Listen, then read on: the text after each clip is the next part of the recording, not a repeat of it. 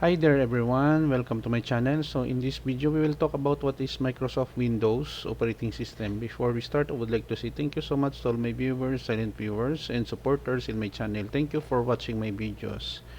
If you are new with my channel and then you like this video, please hit the like button. Don't forget to share and please support my channel guys by clicking the subscribe button. So let's begin. What is Microsoft Windows? Microsoft Windows is a family of operating systems developed and sold by Microsoft Corporation. It is one of the most widely used operating systems in the world and has played a significant role in the growth and popularization of personal computing. Windows was first introduced by Microsoft in November 1985 with the release of Windows 1.0.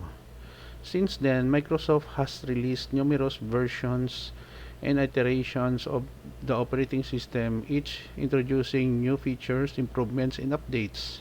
Some of the major versions of Microsoft Windows include Windows 1.0 1985, Windows 2.0 1987, Windows 3 1990, Windows 95 1995, Windows 98 1998, Windows Me Millennium Edition 2000, Windows 2000 2000, Windows XP 2001, Windows Vista 2007, Windows 7 2009, Windows 8 and 8.1 2012, Windows 10 2015, and Windows 11 expected in 2021. Early version of Windows has been improvements in user interface design, features, performance, and security. Windows operating systems had been used on a wide range of devices including desktop and laptop computers, servers, tablets, and smartphones. Windows offers a graphical user interface or GUI that allows users to interact with their computers using windows, icons, menus, and pointing devices like a mouse or touchpad. It supports a wide range of software applications and has a vast library of third-party software available for users to install and use.